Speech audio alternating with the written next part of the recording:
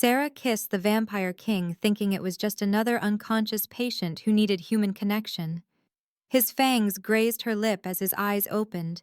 What no one realized, including her, was that vampires only wake from blood comas when their destined mate calls them back to life. Sarah Chen pushed through the automatic doors of St. Bartholomew's Hospital at 11:37 p.m., the fluorescent lights casting harsh shadows across the polished linoleum as her sneakers squeaked against the floor with each hurried step. The ICU hummed with its familiar symphony of ventilators and heart monitors, a mechanical lullaby she had grown to find comforting during her 3 years working the night shift.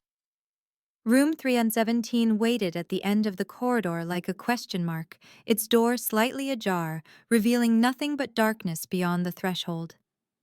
The transfer paperwork crinkled in her hand as she approached, noting the unusual circumstances surrounding their newest patient. Adrian Dracul, 28 years old according to his chart, though something about that detail felt wrong in a way she could not articulate, had been moved from Mercy General's private wing with no explanation beyond a terse note about specialized care requirements. Sarah slipped inside the room and immediately noticed the temperature drop, as if winter had taken residence in this single space despite the hospital's aggressive heating system. The patient lay perfectly still beneath crisp white sheets, his chest rising and falling in a rhythm too precise to be natural, too measured to belong to someone truly unconscious. Pale skin stretched across aristocratic cheekbones, unmarked by the usual signs of prolonged bed rest, while raven black hair fanned across the pillow in waves that seemed to catch and hold the dim light from the hallway. Sarah approached his bedside and checked the monitors, frowning at readings that made no medical sense. Body temperature registered at 94 degrees, pulse steady at 40 beats per minute, blood pressure textbook perfect despite 3 months of unconsciousness. No muscle atrophy, no bed sores, no sign of the inevitable decay that claimed coma patients after extended periods of immobility. She touched his forehead with the back of her hand and jerked away at the marble coldness of his skin, yet somehow he appeared more alive than any sleeping person she had ever seen. Sarah pulled up his medical records on her tablet, scrolling through pages of inconsistencies that made her training feel inadequate.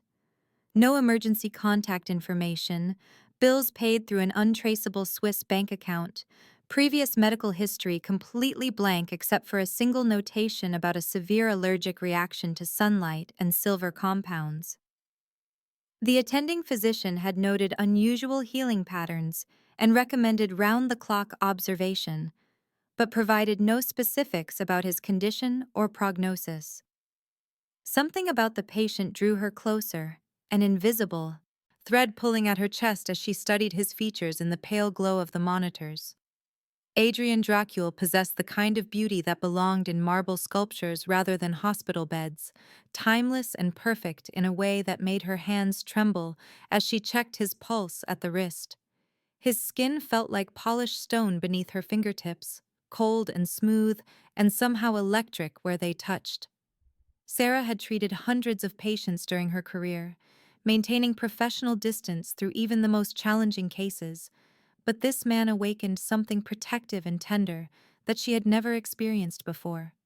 She found herself speaking to him in whispers, telling him about her day and the weather outside, nonsensical chatter that filled the oppressive silence of room 317. The pull grew stronger as minutes passed, an inexplicable urge to comfort this stranger who lay trapped in whatever darkness held his consciousness. Sarah leaned closer and pressed her lips to his forehead in a gesture she had performed for countless patients, a simple act of human compassion for someone who appeared to be dying alone. But as her mouth moved lower, guided by an instinct she could not name, her lips found his in a gentle kiss meant to offer peace to whatever remained of his awareness. The moment their mouths touched, everything changed. Golden eyes snapped open like twin suns blazing to life, ancient and knowing, and fixed on her face with an intensity that made her heart stop. She tried to pull away but found herself frozen as something sharp grazed her lower lip, twin points of pressure that broke the skin and released a single drop of blood. The taste seemed to awaken something primal in both of them, a recognition that transcended logic and spoke to parts of their souls neither had known existed. Adrian Dracul, whose true age spanned 8 centuries rather than the 28 years listed on his chart, felt the prophecy fulfill itself in that instant of connection. The seers had spoken truly when they warned that only his destined mate could wake him from the blood coma inflicted by Marcus Corvain's poisoned blade at the peace summit 3 months ago. Every cell in his weakened body responded to the sweet copper taste of her blood, the life force that called to his vampiric nature while simultaneously healing the supernatural toxin that had held him captive in darkness. Sarah staggered backward, her rational mind struggling to process what she had witnessed, convincing herself that exhaustion and stress had created hallucinations of fangs and impossible golden eyes that seemed to hold lifetimes of experience. She pressed her fingers to her lip and felt the tiny puncture wounds, 2 perfect marks that sent electric pulses through her nervous system every time she touched them. Adrian watched her retreat with something between hunger and regret, his vampire king heritage warring with centuries of learned control as her scent filled the room, like intoxicating perfume. He could sense her confusion and terror, could hear her heartbeat accelerating as fight-or-flight instincts kicked in, but he also detected something else beneath the surface fear. The blood bond had begun its work, creating invisible threads between them that would only grow stronger with time, marking them as eternal mates, whether either chose to accept that destiny or not. His voice emerged as a whisper, rusty from months of disuse, but carrying an accent that spoke of old European courts and forgotten kingdoms. He told her not to be afraid, that he would never harm her, choosing his words carefully to reveal fragments of truth without overwhelming her fragile human understanding of reality. Sarah backed toward the door, but found herself unable to leave, drawn by invisible chains forged in that moment of contact. The vampire king tested his strength and found it severely depleted, his body weak from extended unconsciousness and the lingering effects of supernatural poison, but his mind remained sharp enough to recognize the magnitude of what had occurred. He needed to feed within 24 hours or risk permanent madness, but the thought of draining blood from the woman who had saved his life filled him with revulsion. Sarah returned to his bedside despite every instinct screaming at her to run, her nursing training overriding personal safety concerns as she checked his vitals and noted the dramatic changes in his condition. His body temperature had risen to 96 degrees, pulse increased to 60 beats per minute, and for the first time in 3 months, his eyes tracked movement and responded to light. She asked careful questions about his condition and received answers that danced around the truth, references to rare genetic disorders and experimental treatments that explained nothing while revealing everything to those who knew how to listen. Adrian spoke of ancient bloodlines and hereditary conditions that required specialized care, his golden eyes never leaving her face as he wove carefully constructed lies around kernels of supernatural truth. The pull between them intensified as minutes passed, Sarah finding herself sharing details about her life and work that she had never told another soul, while Adrian revealed fragments of his true nature disguised as metaphors and historical interests. When she finally checked his medical chart against her tablet, the inconsistencies became impossible to ignore. Payment records showed transfers from accounts that predated electronic banking by decades. Medical history contained references to treatments that did not exist, and his listed birth date would make him 28, despite eyes that had clearly witnessed far more than 2.5 decades of life. 3 floors above room 317, Dr. Elizabeth Hawthorne received automated alerts on her secure phone indicating unusual activity in the restricted patient ward. As chief of medicine at St. Bartholomew's Hospital, she maintained access to monitoring systems that tracked more than just vital signs and medication schedules. The Order of the Silver Cross had placed her in this position specifically to watch for supernatural incidents that might threaten the carefully maintained boundary between human and vampire worlds.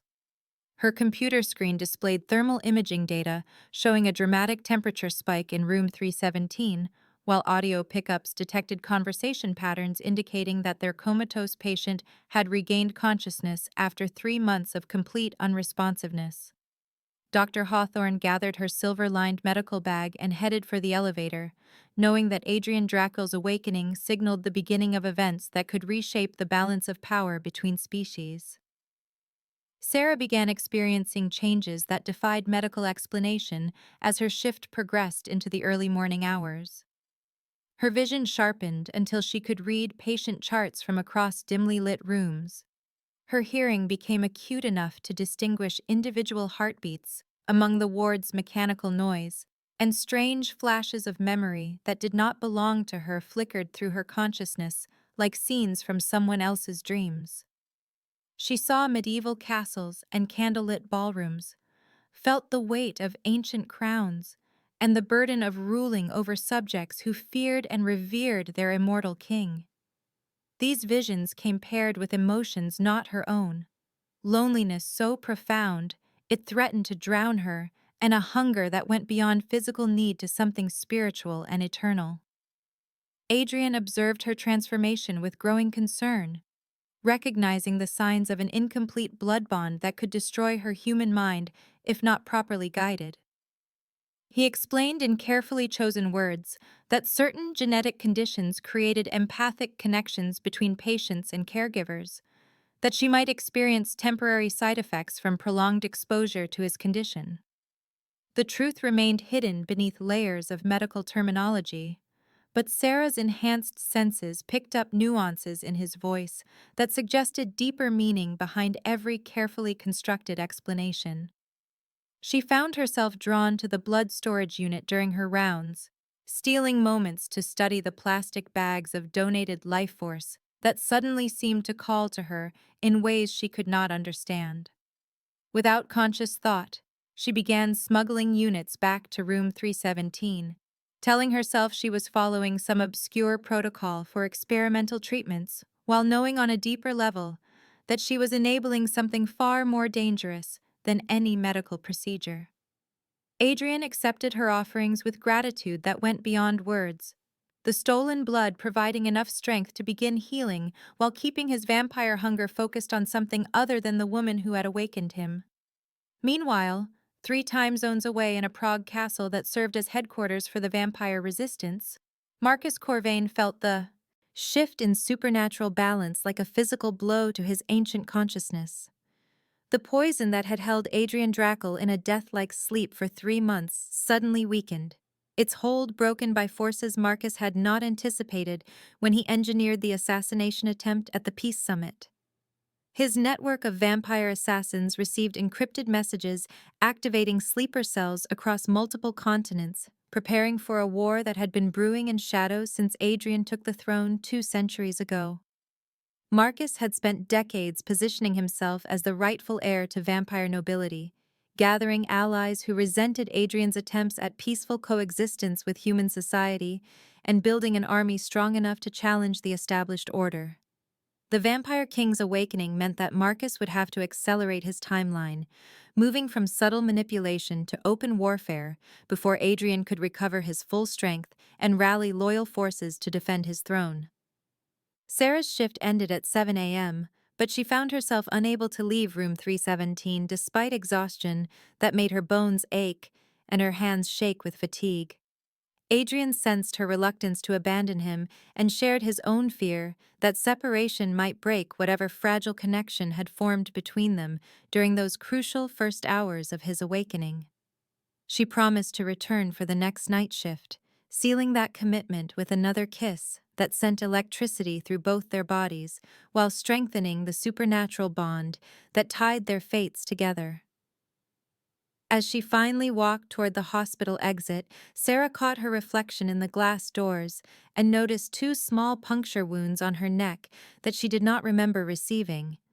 The marks throbbed with each heartbeat, sending waves of sensation through her nervous system that were equal parts pleasure and warning. Adrian's anguished voice followed her into the parking lot, carried by wind that should not have been able to reach her across such distance, confessing that he could no longer control his hunger around her presence, and begging her forgiveness for dangers she did not yet understand. And now's the time to stop and subscribe to our channel. If you enjoyed this video, don't forget to like it and drop a comment telling us where you're watching from. It's always amazing to see how far these tales travel across the world. Now let's continue.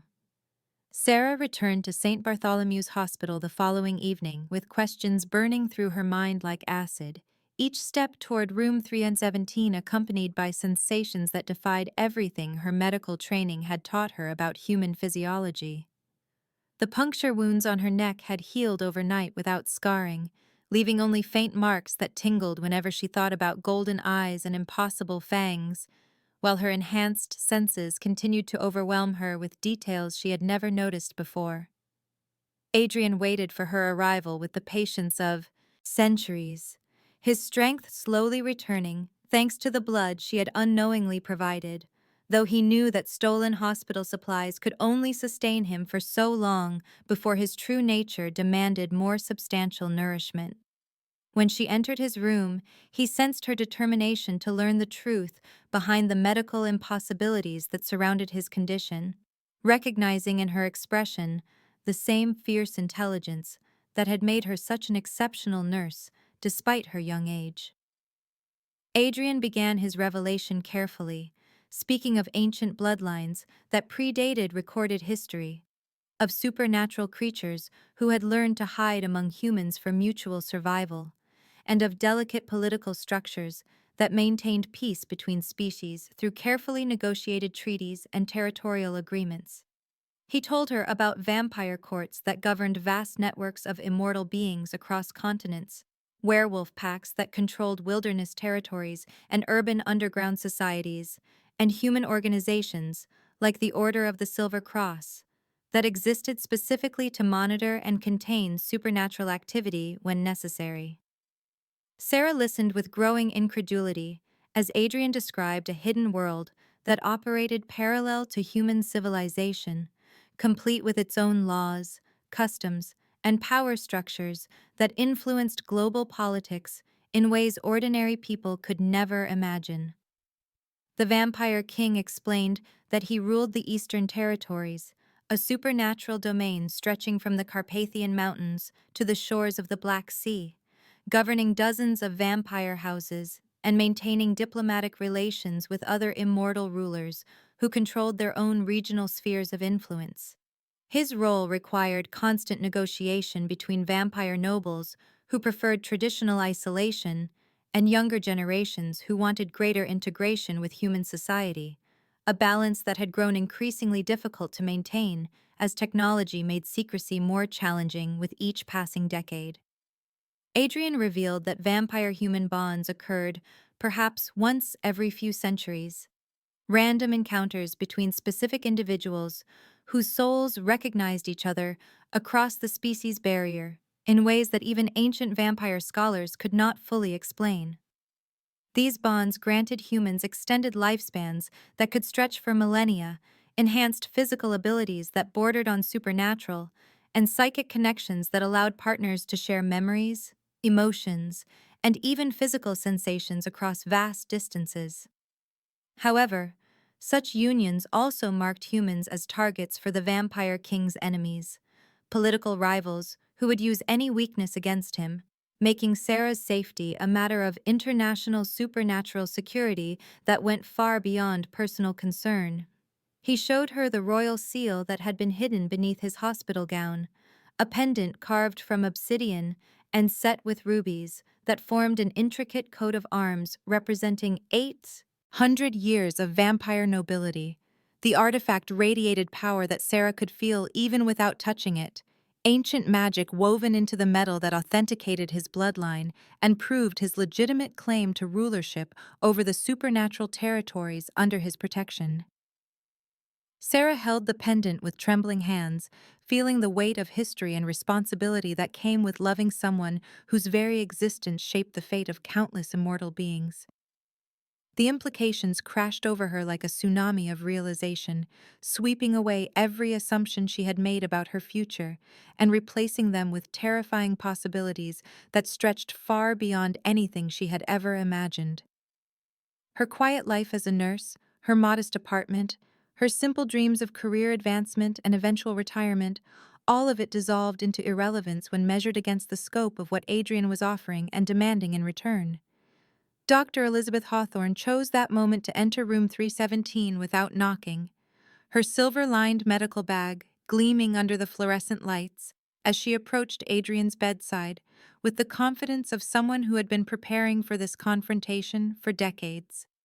Security footage played on her tablet, showing impossible scenes of Adrian's wounds healing within minutes, his body temperature fluctuating beyond human ranges, and Sarah exhibiting symptoms of supernatural transformation that marked her as either victim or willing collaborator in whatever was happening. The Order of the Silver Cross had been tracking Adrian for longer than Sarah had been alive, Hawthorne explained with clinical detachment, waiting for him to reveal himself through actions that would justify their intervention in what appeared to be a medical situation. They knew about the vampire courts, the territorial agreements, and the delicate balance that kept supernatural creatures hidden from public awareness. But their mission focused specifically on preventing vampire influence from growing beyond acceptable limits. Hawthorne offered Sarah a choice that carried implications far beyond simple cooperation, explaining that the Order possessed memory modification technology that could erase all traces of her supernatural encounter and return her to normal human existence. Alternatively, she could help them capture Adrian in exchange for protection from the political consequences of her involvement with vampire royalty, becoming a valuable asset in their ongoing efforts to monitor and contain immortal threats to human security. Sarah's medical training warred with growing loyalty to Adrian, as she realized the impossible position Hawthorne had placed her in, knowing that any choice would fundamentally alter the trajectory of her existence while potentially dooming the man who had awakened feelings she had never experienced before. She pretended to consider the Order's offer while secretly searching for ways to warn Adrian about the trap that was closing around them, using her knowledge of hospital protocols to buy time while forming desperate plans that had little chance of success against opponents who had been hunting vampires for generations. Adrian sensed her distress through their developing bond and began preparing for confrontation despite his weakened condition. Drawing on reserves of supernatural strength that centuries of combat experience had taught him to access in moments of extreme danger. The hunters arrived at midnight with military precision, armed with silver bullets and ultraviolet lamps designed specifically to incapacitate vampire physiology, their black tactical gear marking them as professionals who had conducted similar operations many times before. Sarah threw herself between Adrian and the assault team, her enhanced reflexes allowing her to move faster than human limitations should have permitted, while Adrian used his remaining strength to shield her from weapons that would have been lethal to any mortal caught in their crossfire. Silver burned through his supernatural defenses like acid, each bullet leaving wounds that healed slowly and painfully, while UV light drained his energy reserves with merciless efficiency.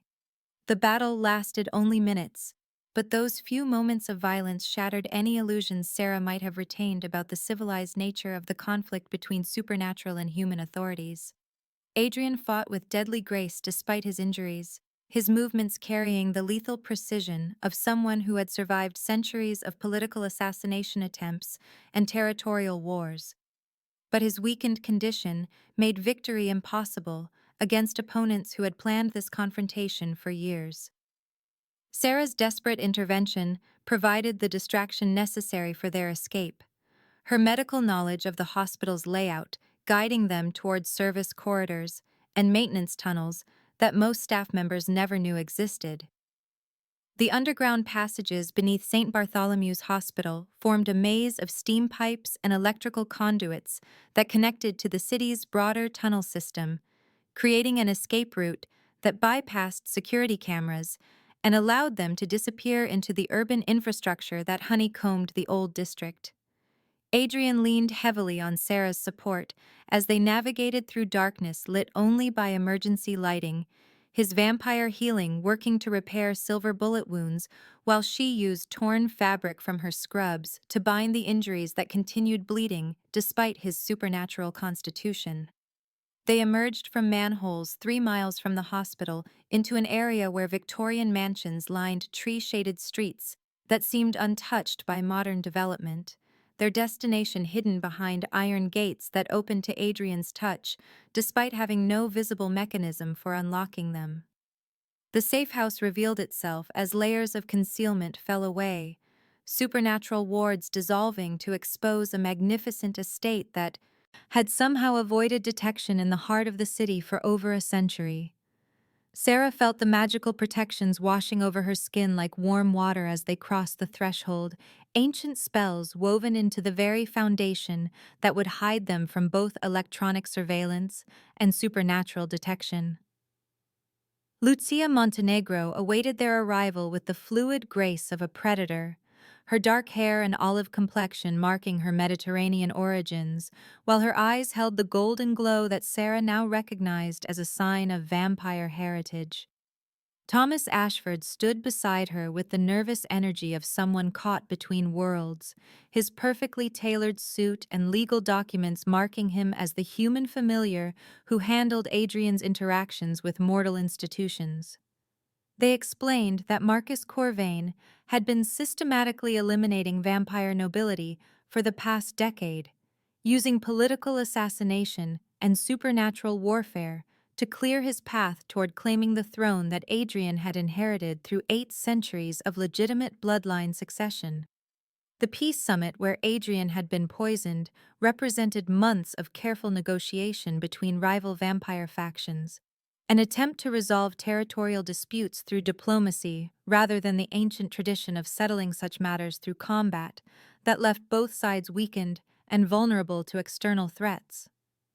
Sarah's presence complicated everything because vampire law recognized destined mates as equal partners in royal authority, making her not just Adrian's lover, but potentially the key to legitimizing any claim to his throne. Marcus would either try to capture her for his own purposes or eliminate her as a threat to his ambitions, while other vampire nobles would view her human heritage as either a weakness to exploit or a bridge between species that could reshape supernatural society in fundamental ways. The blood bond intensified as Adrian's strength returned, allowing Sarah to experience flashes of his memories that spanned centuries of existence, filled with political intrigue, territorial wars, and the crushing loneliness that came with immortal rule over subjects who feared his power while depending on his protection. She witnessed medieval courts, where vampire nobles gathered to settle disputes that could reshape the balance of power across continents, ancient battles fought with swords and supernatural abilities that left landscapes scarred for generations, and moments of profound isolation, when the weight of eternal responsibility threatened to crush even his immortal spirit. Through their psychic connection, Adrian experienced Sarah's memories of healing and compassion, her dedication to preserving life even in the face of impossible circumstances, and the fierce determination that had driven her to excel in a profession that demanded both technical expertise and emotional resilience. The exchange of experiences created an intimacy that went far beyond physical attraction, binding their souls together in ways that made separation not just painful, but potentially lethal for both of them. Lucia Montenegro moved through the mansion's training room with predatory grace, her centuries of combat experience evident in every fluid motion as she taught Sarah to harness abilities that human physiology should never have possessed. The blood bond with Adrian had awakened dormant potential within Sarah's cellular structure, granting her enhanced speed and strength that required careful control to prevent accidental injury to herself or others around her. Sarah struggled with movements that felt simultaneously natural and alien, her nursing instincts warring with newfound predatory impulses that whispered of violence and dominance whenever she felt threatened or protective. The moral implications of loving a creature that sustained himself on human blood created an internal conflict that threatened to tear apart everything she had believed about right and wrong, good and evil, the sanctity of life that had driven her to become a healer in the first place. Lucia explained that vampire feeding did not require killing, that most immortals maintained careful relationships with willing donors who provided sustenance in exchange for protection and enhanced longevity, creating symbiotic arrangements that benefited both species while maintaining the secrecy that kept supernatural society hidden from human authorities. Sarah found herself questioning fundamental assumptions about predator and prey relationships, wondering whether her revulsion stemmed from genuine moral concern or cultural conditioning that painted all vampires as monsters, despite evidence that they could coexist peacefully with humans when circumstances permitted such cooperation. Adrian guided her through the mansion's hidden chambers, revealing artifacts and documents that chronicled centuries of vampire civilization, elegant courts where immortal nobles gathered to discuss territorial disputes, and trade agreements that shaped global politics in ways human governments never suspected.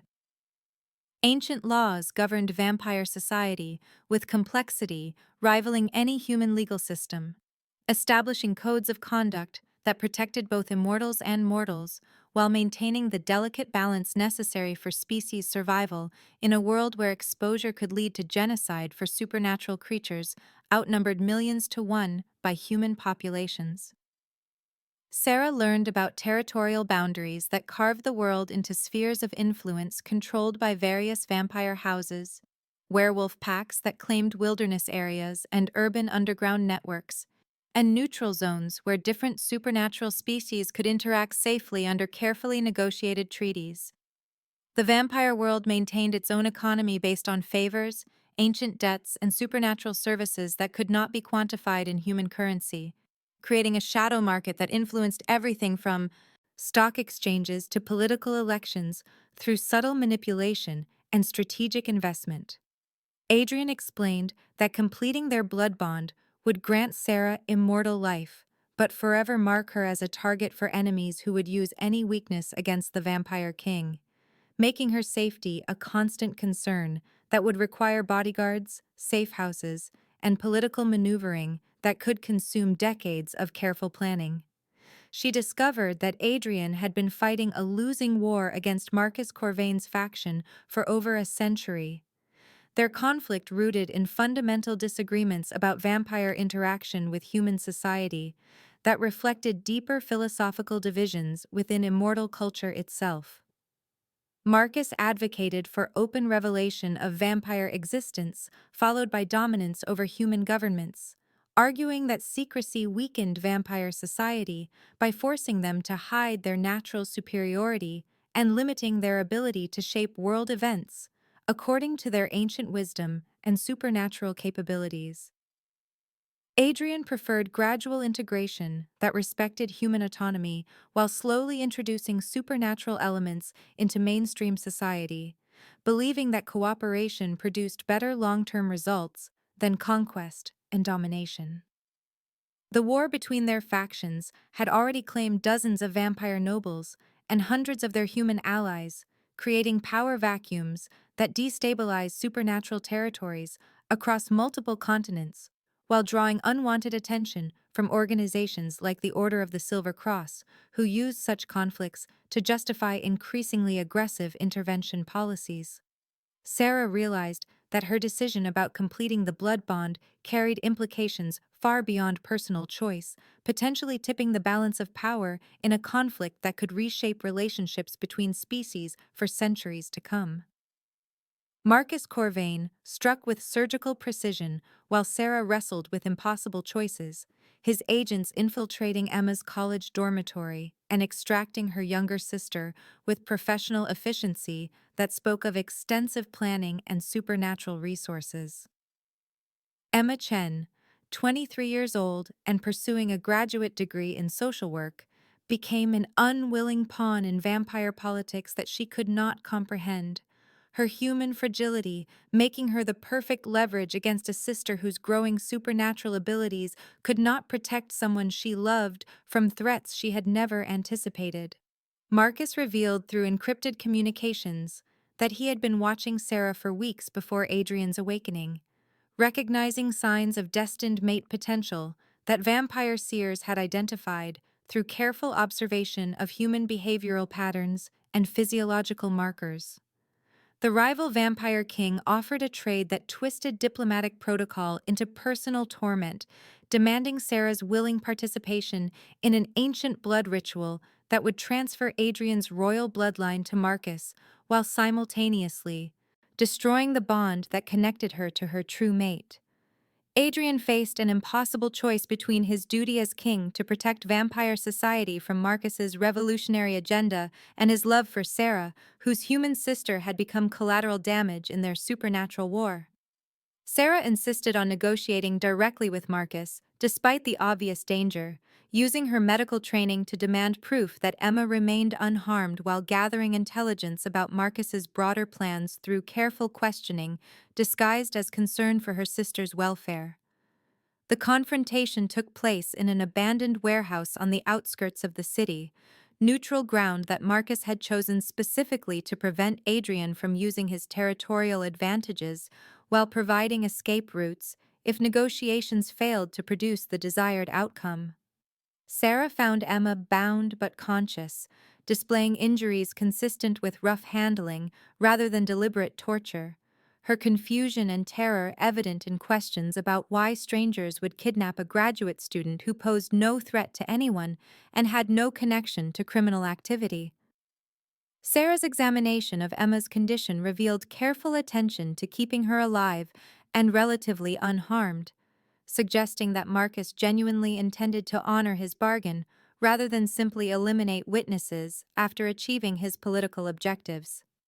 During her medical assessment, Sarah gathered crucial information about Marcus's operations by observing the warehouse setup, noting sophisticated equipment that indicated permanent rather than temporary installation and security measures that suggested this location served as more than just a meeting place. She discovered evidence of Marcus's army-building efforts through overheard conversations and visible preparations, learning that he had been systematically turning selected humans into vampire soldiers who combined supernatural abilities with modern military training. Marcus's plan involved revealing vampire existence to human governments through carefully orchestrated demonstrations of supernatural power, positioning himself as the primary contact between species while eliminating potential rivals who might challenge his authority or offer alternative approaches to human-vampire relations. The revelation would trigger global panic that Marcus intended to exploit by offering vampire protection services to human leaders willing to acknowledge supernatural supremacy, creating puppet governments that would serve vampire interests while maintaining the illusion of human autonomy. Thomas Ashford provided crucial assistance in Sarah's desperate gambit by researching ancient blood rituals in Adrian's extensive library, discovering legal precedents and magical requirements that could potentially be exploited to subvert Marcus's ceremony.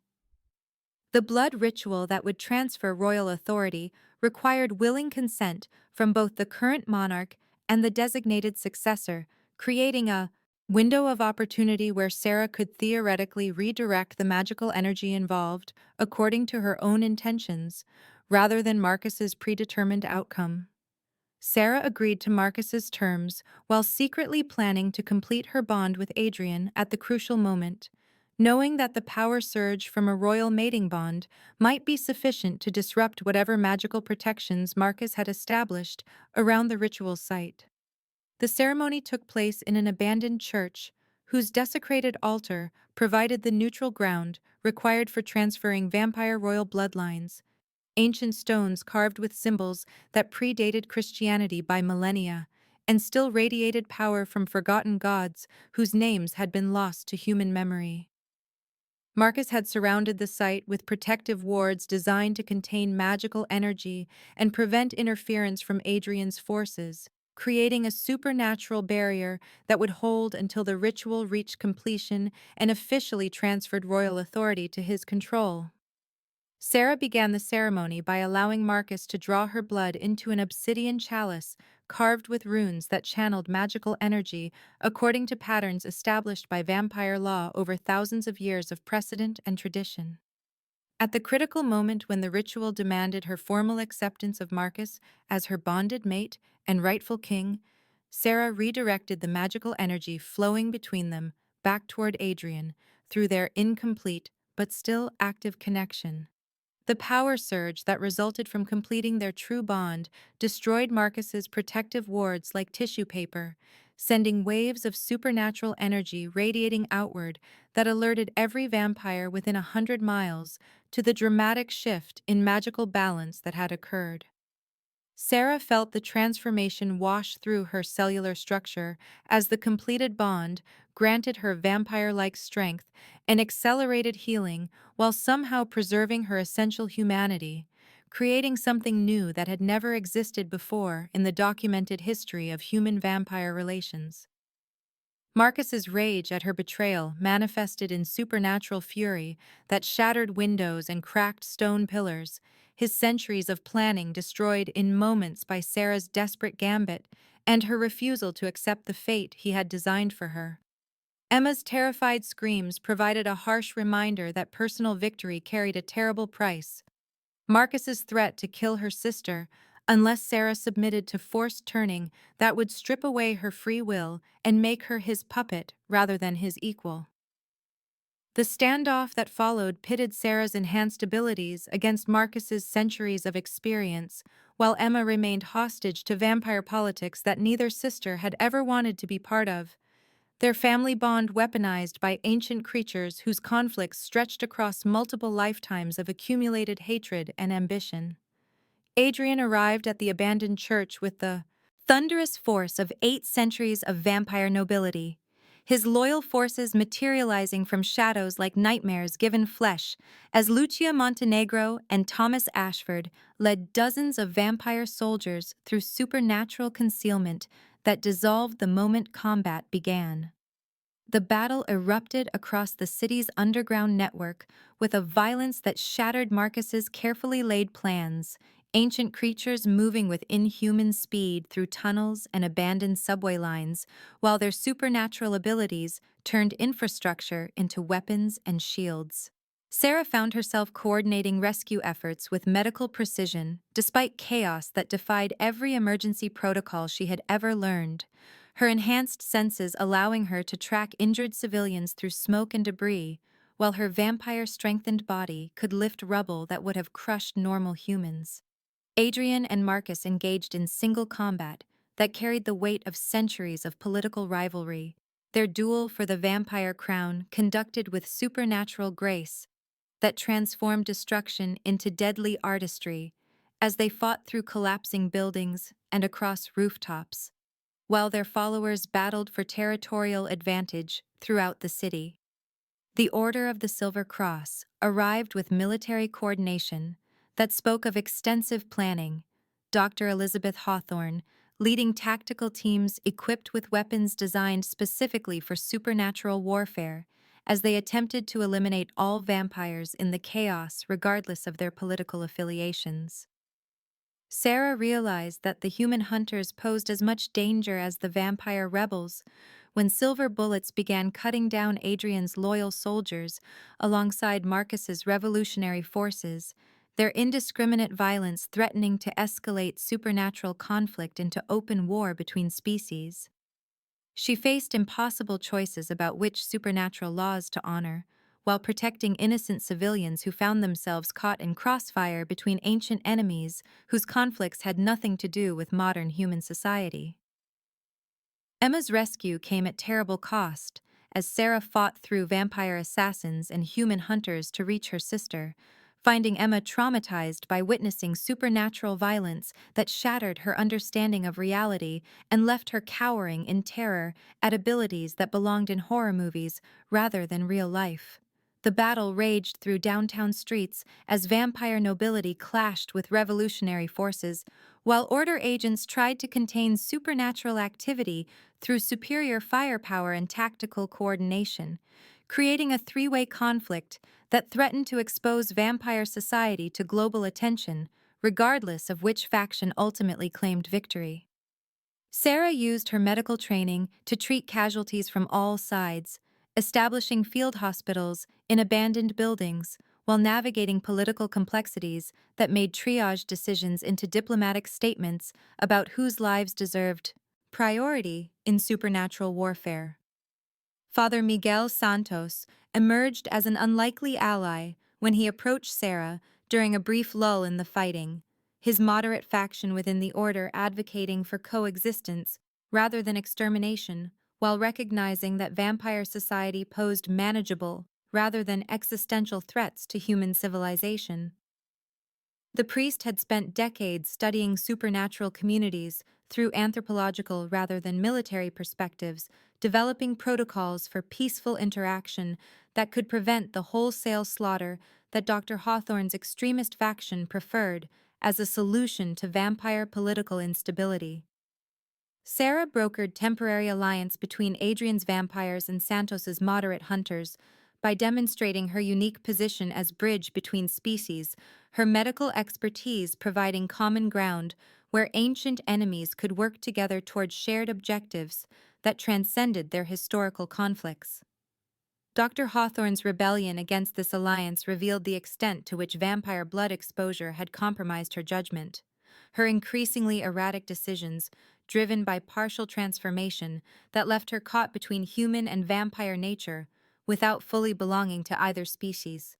Sarah's enhanced senses detected the telltale signs of incomplete vampire turning in Hawthorne's physiology, recognizing symptoms that explained months of increasingly aggressive policies toward supernatural containment and her obsession with eliminating Adrian specifically.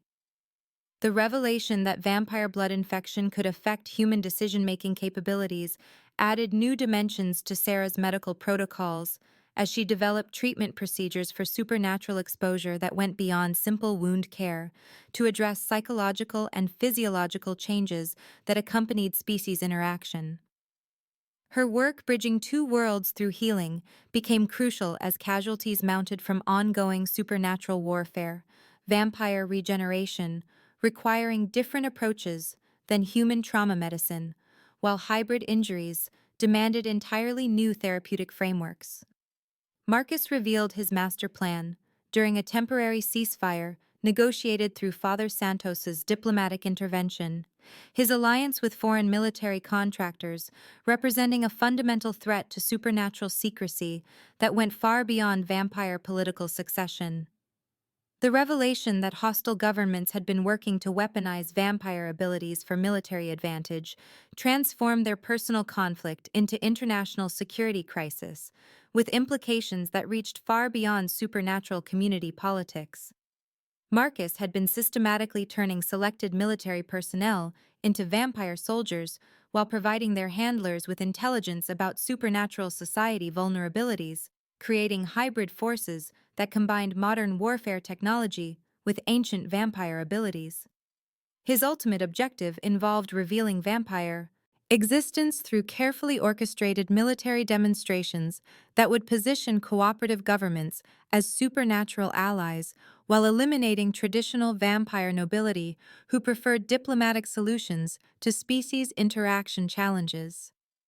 Sarah realized that Marcus's revolutionary agenda threatened not just Adrian's throne, but the careful balance that had kept supernatural society hidden from public attention for millennia. His willingness to expose vampire existence for personal gain, representing existential threat to every immortal creature who depended on secrecy for survival. Adrian faced the crushing weight of royal responsibility as he chose between pursuing Marcus to prevent his alliance with hostile foreign powers and protecting his people from escalating violence that threatened to destroy vampire society, regardless of which faction claimed ultimate victory. Sarah helped him understand that true leadership required sacrifice and compromise rather than decisive military action. her medical perspective offering insights into healing that applied to political wounds as well as physical injuries sustained in supernatural warfare. They established new laws governing vampire-human interaction through emergency sessions conducted in secure locations, while battles raged throughout the city, creating legal frameworks that acknowledged changing realities while protecting both species from exploitation and violence. Sarah's appointment as official ambassador between species represented unprecedented recognition of human authority within vampire political structures, her medical credentials providing legitimacy that transcended traditional nobility requirements, while her bond with Adrian guaranteed access to royal decision-making processes. However, the stress of constant transformation and her expanding role as supernatural diplomat began affecting Sarah's health in ways that worried both Adrian and the medical professionals who monitored her condition through increasingly complex physiological changes. Her enhanced healing abilities came at metabolic cost that human physiology struggled to sustain, while her psychic connection to Adrian transmitted emotional burdens that no mortal mind had ever been designed to carry across extended periods of crisis management. Sarah experienced visions of possible futures that ranged from peaceful coexistence between vampires and humans to supernatural warfare that destroyed both species through mutual annihilation, her enhanced perception allowing glimpses of probability chains that shifted constantly based on decisions being made by key figures in the ongoing conflict.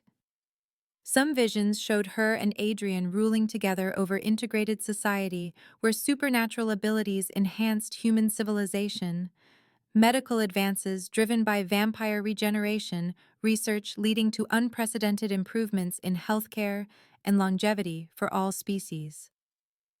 Other possibilities revealed dystopian outcomes where vampire revelation triggered global panic that evolved into genocidal warfare, human governments using advanced weapons to eliminate supernatural populations, while vampire survivors retreated into underground resistance that lasted for generations. The weight of potential futures pressed against Sarah's consciousness like physical pressure, her human mind struggling to process information that spanned centuries of possible outcomes while maintaining focus on immediate decisions that could influence which timeline actually manifested. Adrian watched her deteriorating condition with growing alarm, recognizing that his bond with Sarah might be demanding more than human physiology could provide, despite her enhanced abilities and vampire-like healing factors. The possibility that saving his throne and protecting vampire society might cost Sarah's life created moral dilemma that challenged every assumption he had made about royal duty and personal responsibility, forcing him to weigh centuries of vampire tradition against love for someone whose sacrifice could preserve everything he had sworn to protect. Sarah's medical expertise allowed her to monitor her own condition with clinical detachment that masked growing fear about changes occurring within her cellular structure, transformation effects that went beyond simple enhancement to fundamental alteration of human genetic material. Her blood chemistry showed markers that existed in neither pure human nor vampire physiology, suggesting that their completed bond had created something entirely new rather than simply extending human capabilities through supernatural influence. The implications of her unique status extended far beyond personal health concerns to political ramifications that could reshape supernatural society if her hybrid nature provided advantages that neither species possessed independently. Marcus's forces regrouped in abandoned industrial complexes, while Adrian's vampires established defensive positions throughout the old city, their ongoing conflict creating no man's lands where neither faction could operate safely, while Order agents maintained surveillance from heavily fortified positions. The three-way stalemate threatened to continue indefinitely unless one side achieved decisive advantage or negotiated settlement that addressed underlying issues, driving supernatural political instability toward increasingly violent expression. Sarah found herself serving as mediator between forces that had been enemies for centuries, her medical training providing neutral ground where vampire nobility, revolutionary factions, and human hunters could work toward solutions that protected civilian populations caught in supernatural crossfire.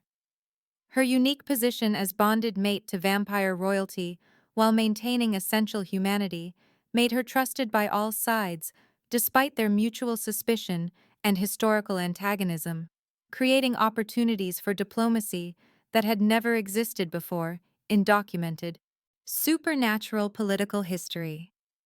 Sarah's enhanced medical senses detected the insidious progression of Marcus's poison through Adrian's system. The supernatural toxin that had held him in a blood coma now manifesting as cellular degradation that spread through their completed bond like cancer consuming healthy tissue. Her analysis of blood samples revealed metabolic markers that defied conventional understanding, ancient alchemical compounds designed specifically to target vampire royal bloodlines while remaining undetectable until the victim had recovered enough strength to make the poison's effects irreversible. The realization struck her with clinical horror as she understood that Marcus had engineered the perfect assassination, a delayed action weapon that would kill Adrian slowly, while making his destined mate complicit in his destruction through their psychic connection. Adrian's condition deteriorated with supernatural swiftness, despite his vampire healing abilities, the poison exploiting their bond to attack both of them simultaneously, while creating symptoms that mimicked natural illness progression rather than magical assault. Sarah experienced phantom pain in organs that should have been protected by her enhanced physiology. Her human cellular structure struggling to process toxins designed for immortal metabolism, while her medical training provided devastating insight into how quickly they were both dying. Thomas Ashford emerged from the mansion's extensive library with research materials that represented decades of investigation into supernatural medicine, his loyal service to Adrian having included preparation for exactly this type of political assassination attempt. The ancient texts described 3 possible antidotes for royal bloodline poison, each requiring sacrifices that would fundamentally alter the nature of vampire monarchy and the balance of power between supernatural species. Adrian could renounce his throne and accept transformation back to human mortality, surrendering 8 centuries of accumulated power and leaving vampire society vulnerable to Marcus's revolutionary agenda while saving both their lives at the cost of abandoning his people. Alternatively, Sarah could complete her transformation into full vampire status, gaining immortality and supernatural abilities while losing her essential humanity and the unique perspective that made her valuable as a bridge between species.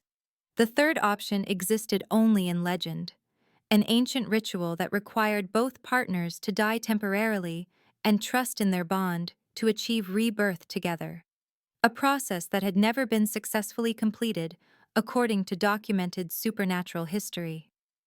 Sarah's medical background allowed her to understand the biological mechanisms involved in such transformation, the cellular death and regeneration cycle that would either restore them both to perfect health or kill them permanently if their bond proved insufficient to sustain life.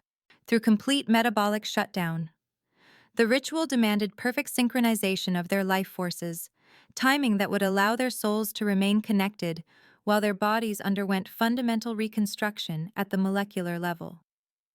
Adrian resisted the idea of subjecting Sarah to such extreme risk, his royal training emphasizing protection of innocent life over personal survival. But Sarah insisted that her medical expertise made her the best qualified to monitor the process and make critical decisions during the most dangerous phases. Marcus chose that moment of vulnerability to launch his endgame, revealing vampire existence to the world through coordinated attacks on major population centers that had been planned with military precision and supernatural resources. Hybrid soldiers under his command struck simultaneously across multiple continents, their vampire abilities combined with modern weapons, creating devastation that human authorities could not explain or contain through conventional means. Television broadcasts showed impossible scenes of superhuman strength and speed, creatures moving faster than cameras could track, while demonstrating healing abilities that defied medical science and survival instincts that transcended normal human limitations. Panic spread through global communications networks as governments struggled to explain supernatural phenomena while maintaining social order in the face of evidence that challenged fundamental assumptions about reality and human security.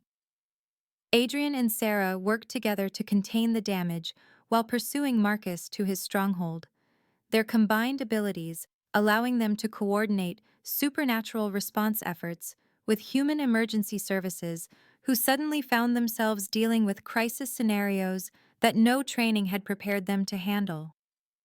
The trail led to Corvain Pharmaceuticals, a multinational corporation that Marcus had been using as cover for decades of research into vampire physiology and supernatural enhancement technology.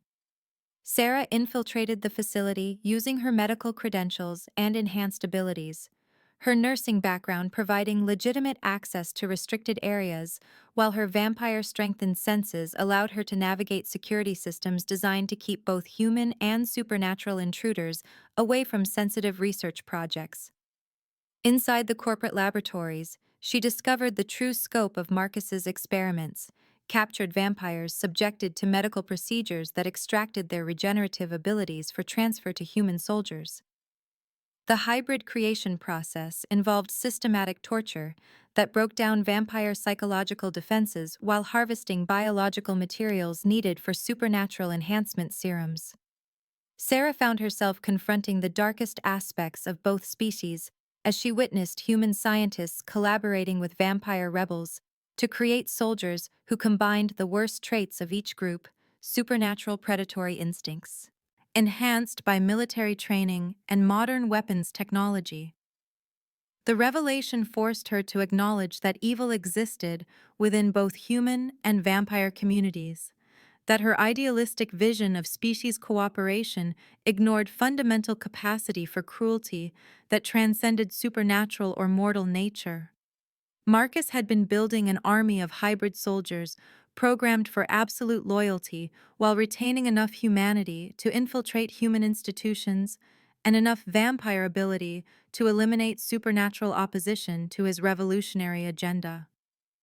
Sarah gathered crucial intelligence about the enhancement process while treating captured vampires whose torture had left them broken in body and spirit. Her medical expertise allowing her to provide comfort while documenting evidence that could expose Marcus's crimes to both human and supernatural authorities. The pharmaceutical facility contained enough hybrid soldiers to overwhelm traditional vampire nobility and human hunter organizations combined, their artificial nature making them immune to political appeals or diplomatic solutions that might have resolved natural, supernatural conflicts. Sarah realized that Marcus had moved far beyond vampire politics into territory that threatened the fundamental structure of both species, his willingness to create artificial supernatural creatures representing existential threat to natural evolution and cultural development. Adrian arrived at the facility with vampire forces loyal to traditional monarchy, their assault on Marcus's stronghold creating supernatural warfare in the heart of modern industrial complex, while human authorities struggled to contain media coverage and prevent global panic from escalating into complete social collapse. The battle revealed the full extent of Marcus's preparations as hybrid soldiers engaged vampire nobility with tactical precision that combined centuries of supernatural combat experience with cutting-edge military technology and pharmaceutical enhancements that pushed human physiology beyond natural limits. Sarah and Adrian retreated to a sacred grove outside the city where ancient rituals could be conducted without interference from either human authorities or supernatural political factions. The location chosen for its historical significance to vampire culture and its natural magical properties that would amplify whatever power their bond possessed. Representatives from all supernatural factions gathered to witness the unprecedented attempt at dual resurrection, vampire nobles standing alongside human hunter moderates, and werewolf pack leaders who recognized that the outcome would determine the future balance of power between species for generations. The ritual required Sarah and Adrian to drink each other's blood while allowing their hearts to stop completely, trusting that their psychic connection would prove stronger than death itself and guide their souls back to reconstructed bodies.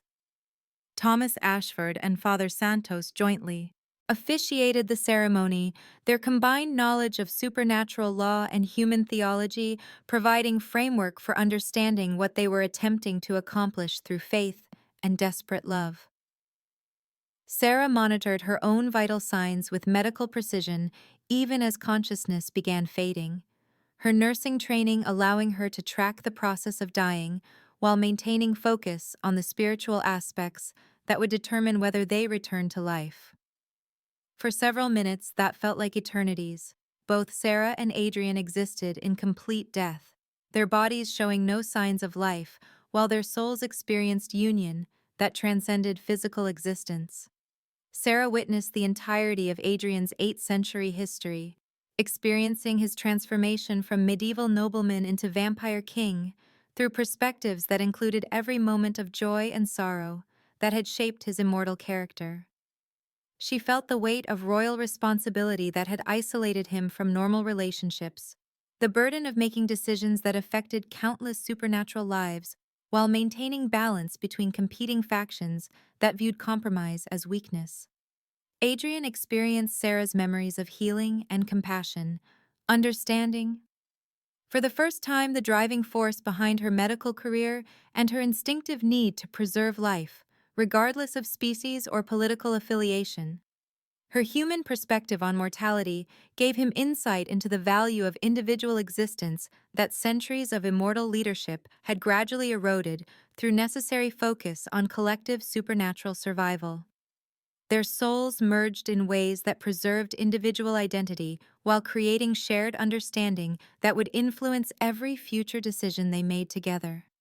The resurrection process began slowly as their combined life force rebuilt cellular structures that had been destroyed by the poison, their bond providing template for reconstruction that eliminated Marcus's toxin while preserving the best aspects of both human and vampire physiology.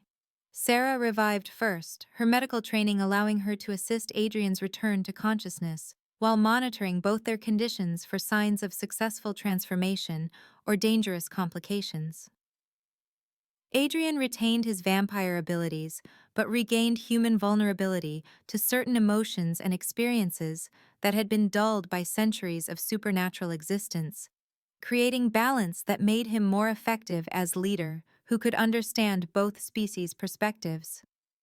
Sarah became something entirely new, a hybrid being whose enhanced empathy and healing powers worked equally well on humans and vampires, while maintaining essential humanity that prevented her from losing connection to mortal concerns and limitations. Their transformation represented hope for future cooperation between species, living proof that fundamental barriers could be overcome through love and mutual sacrifice.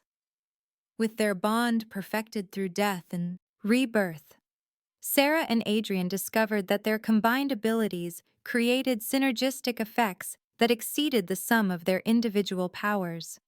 Her enhanced healing, amplifying his vampire regeneration, while his supernatural strength protected her human vulnerability in ways that made them nearly invincible when working together.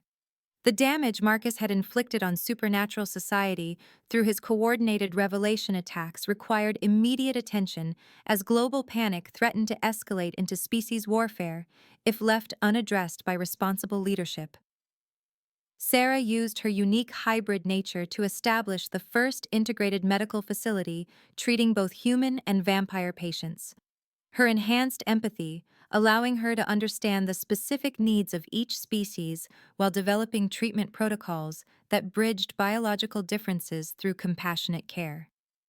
The facility served as proof of concept for cooperation between species, demonstrating that supernatural abilities could enhance rather than threaten human medical practice when applied with proper ethical oversight and mutual respect. Dr. Elizabeth Hawthorne arrived at the facility in desperate condition. Her incomplete transformation having progressed to full vampire status, while her human conscience remained intact enough to seek redemption for years of extremist policies towards supernatural extermination. Sarah's compassion guided Hawthorne through the psychological adjustment required for accepting her new nature, helping the former order leader understand that vampire existence did not inherently require abandoning human values of protecting innocent life.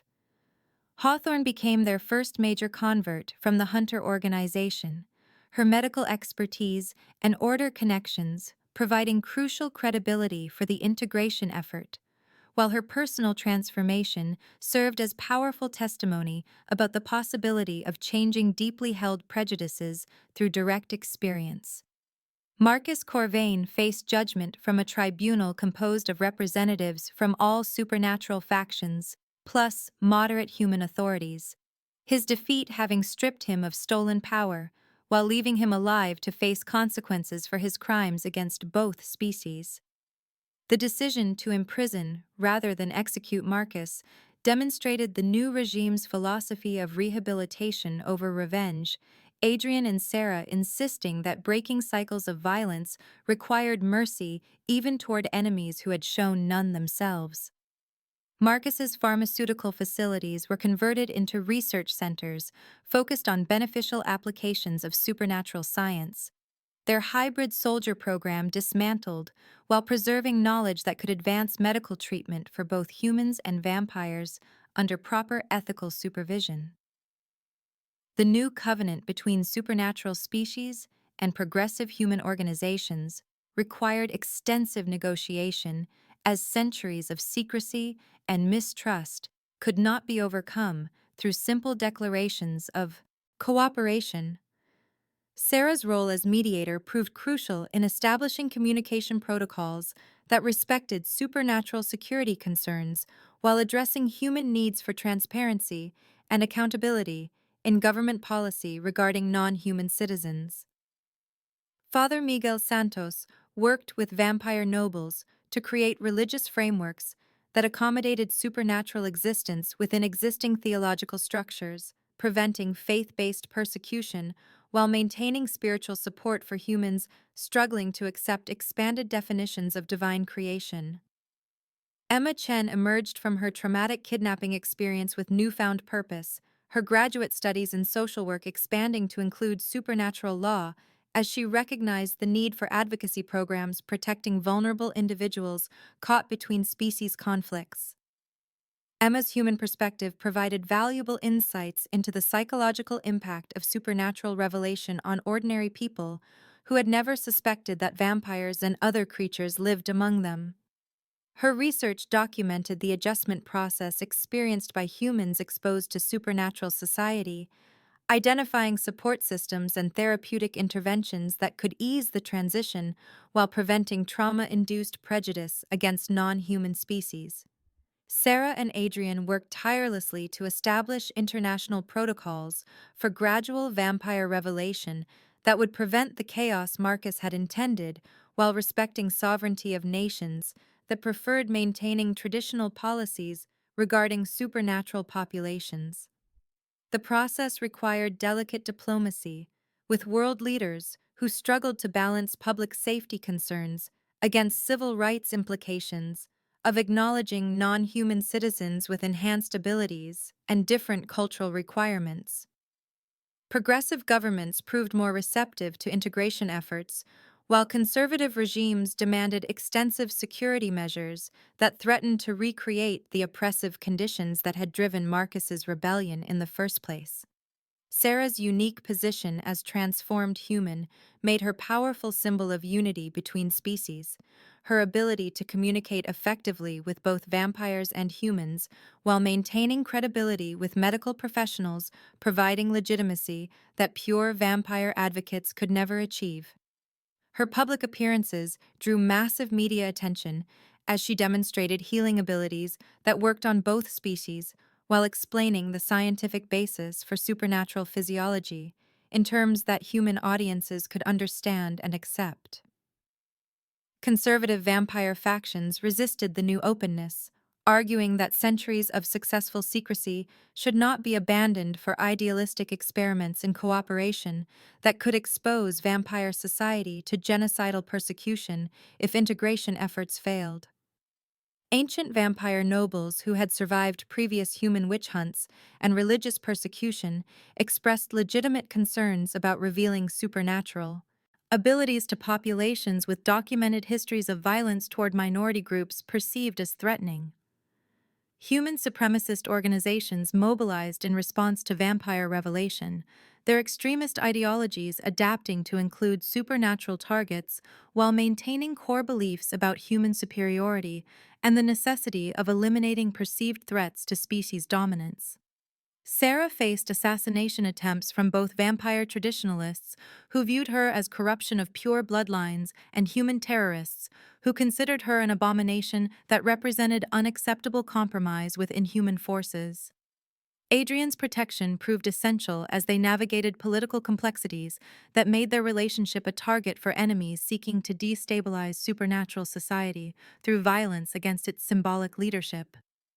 The New World Order they were building required constant vigilance and sacrifice that transformed their personal lives into public service dedicated to species reconciliation. Sarah found herself giving up normal human existence as her role as supernatural advocate demanded appearance schedules, media interviews, and diplomatic functions that left little time for private relationships or personal interests outside political responsibilities. Her nursing career evolved into policy work focused on establishing medical standards for supernatural patient care. Her expertise shaping international protocols that would protect both human doctors treating vampire patients and vampire healers working within human medical systems. Adrian learned to rule through consensus rather than ancient authority, sharing power with councils representing all affected species while maintaining enough central coordination to prevent factional conflicts from undermining integration progress. The transition from absolute monarchy to collaborative leadership challenged vampire political traditions while creating opportunities for werewolf pacts, witch covens, and other supernatural communities to participate in decisions that affected their survival and cultural autonomy. Their relationship deepened beyond mystical bonding into genuine partnership built on mutual respect and shared purpose. Their love strengthened by common commitment to creating better future for all species, rather than merely preserving vampire privilege or human dominance. Sarah's medical background complemented Adrian's political experience as they addressed practical challenges of integration, including housing discrimination against supernatural tenants, employment issues for vampires requiring night shifts, and healthcare access for creatures whose physiology differed significantly from human norms. Their combined efforts produced legislation protecting supernatural civil rights, while establishing reasonable accommodations that balance species needs against legitimate human concerns about public safety and cultural preservation. However, ongoing threats from extremists on both sides required security measures that limited their freedom while highlighting the fragility of peace between groups with centuries of mutual suspicion and occasional violence. Vampire separatists attempted to assassinate Sarah during public appearances, viewing her hybrid nature as contamination of pure bloodlines that threatened traditional vampire superiority over human cattle. Human terrorist cells targeted Adrian with weapons specifically designed to kill vampires. Their attacks intended to provoke supernatural retaliation that would justify broader persecution of non-human populations. The couple's public visibility made them symbols of hope for moderate factions, while simultaneously painting targets on their backs for extremists who profited from maintaining species conflict. Sarah's medical facility expanded into a network of integrated healthcare centers that served as models for successful cooperation while providing tangible benefits that gradually won over skeptical populations on both sides of the supernatural divide. Patient outcomes improved dramatically when human medical technology combined with vampire healing knowledge, cancer treatments enhanced by supernatural regeneration research, and trauma surgery assisted by vampire strength and speed. These successes provided concrete evidence that species cooperation produced benefits neither group could achieve independently, gradually shifting public opinion toward support for continued integration, despite ongoing security challenges and political resistance from conservative factions.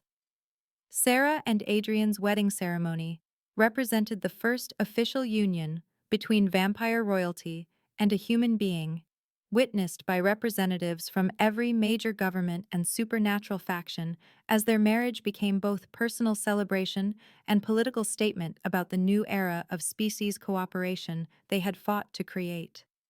The elaborate planning process required months of diplomatic negotiation to accommodate cultural requirements from both worlds. Ancient vampire rituals, blending seamlessly with human traditions in ways that honored centuries of heritage, while establishing precedents for future supernatural human relationships. Emma Chen served as maid of honor, her transformation from traumatized kidnapping victim to supernatural law advocate, symbolizing the positive growth possible when humans embraced, rather than feared, the expanded reality of their world. Lucia Montenegro and Thomas Ashford officiated as witnesses to both legal and supernatural elements of the ceremony, their ancient knowledge ensuring that vampire bonding traditions received proper respect while modern legal frameworks protected both parties' rights under international law. Dr. Elizabeth Hawthorne provided security alongside Father Miguel Santos. Their unlikely partnership between former vampire hunter and progressive priest, demonstrating how former enemies could become allies through shared commitment to protecting innocent life, regardless of species. The wedding venue itself represented triumph of cooperation over conflict, a restored cathedral where vampire nobility and human dignitaries gathered in safety that would have been impossible before Sarah and Adrian's efforts transformed supernatural politics through compassionate leadership. The ceremony blended elements from multiple cultures as vampire blood bonding rituals occurred alongside traditional human vows, creating new customs that future supernatural human couples could adapt according to their own heritage and preferences.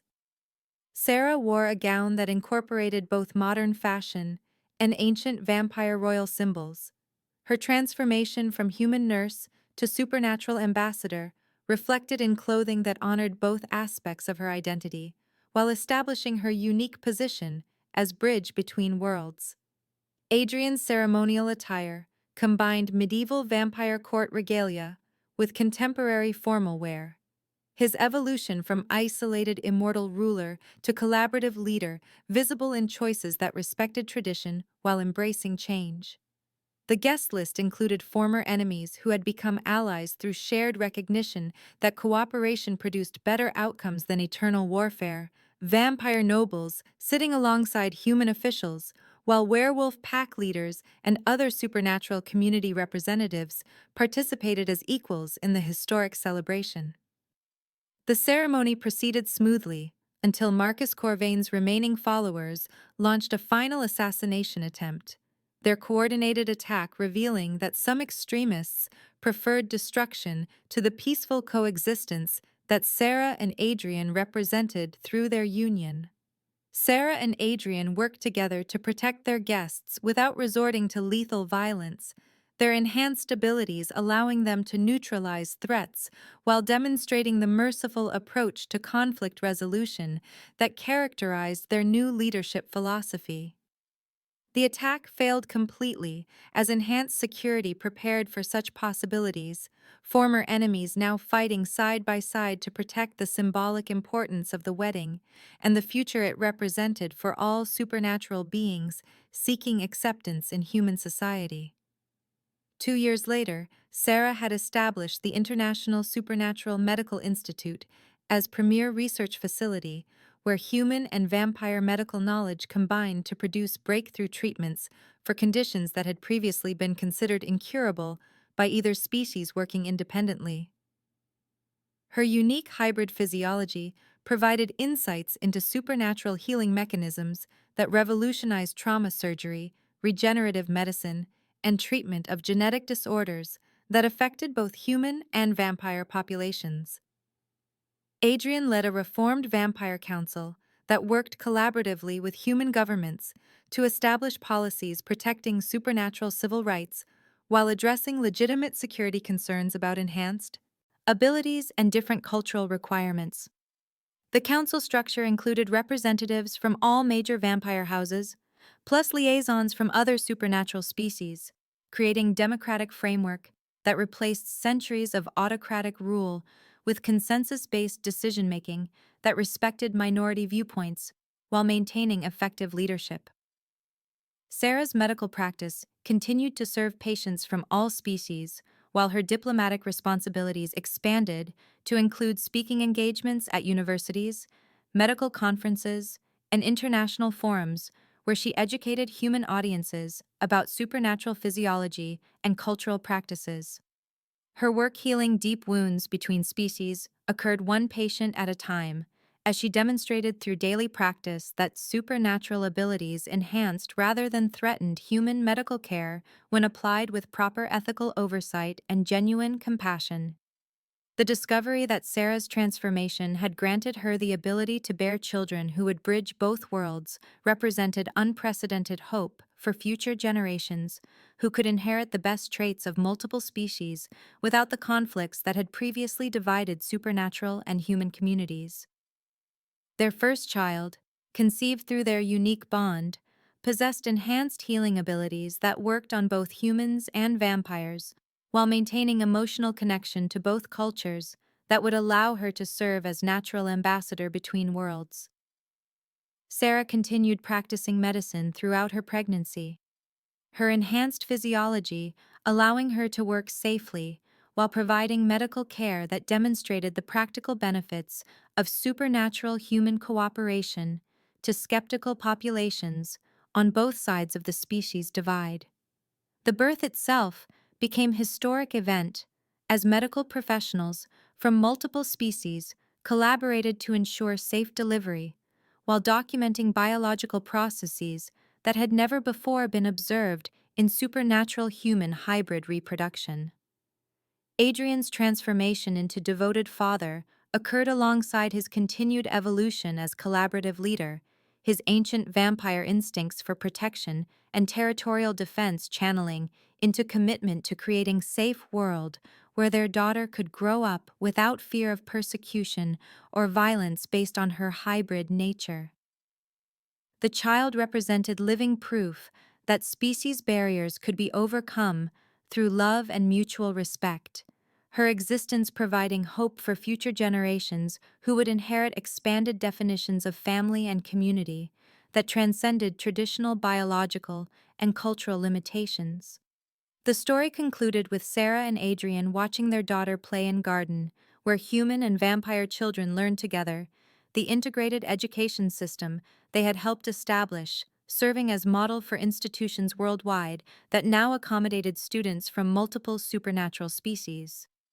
The world had changed irrevocably through their efforts, supernatural beings contributing openly to society while maintaining unique cultural traditions that enriched rather than threatened human civilization. Sarah reflected on the journey from that first night shift encounter to building new world order, her transformation from compassionate but sheltered nurse to powerful advocate for species cooperation, representing personal growth that paralleled broader social changes occurring globally. Adrian found purpose beyond mere survival in his role as collaborative ruler, his wisdom earned through love and sacrifice informing decisions that affected millions of supernatural beings seeking integration into modern society while preserving their essential nature and cultural heritage. Their bond, forged in desperation during Marcus's initial attack and tempered through trials that tested every aspect of their relationship, had become foundation for lasting peace between species that had been enemies for millennia. The Vampire Council chambers now included human advisors, while hospital staff meetings featured supernatural medical specialists, integration occurring gradually but consistently as both species recognized benefits of cooperation over competition. Sarah's hospital rounds included treating both human patients with traditional ailments and vampire nobles requiring specialized care for supernatural conditions, her enhanced abilities allowing her to provide medical services that neither purely human nor purely vampire practitioners could offer effectively. The final scene mirrored the opening with Sarah in hospital room, but now she worked in facility where species integration had become routine rather than revolutionary. Her daughter safely sleeping in crib nearby while she provided compassionate care to patients, regardless of their supernatural or human nature. Adrian watched his mate work with pride that encompassed both personal love and political satisfaction, knowing that their relationship had rewritten fundamental rules governing interaction between supernatural and human societies throughout the world. Their love story had transcended personal romance to become blueprint for building bridges between divided worlds, demonstrating that understanding and compassion could overcome centuries of mistrust and fear when applied consistently through dedicated leadership committed to serving all affected populations equally.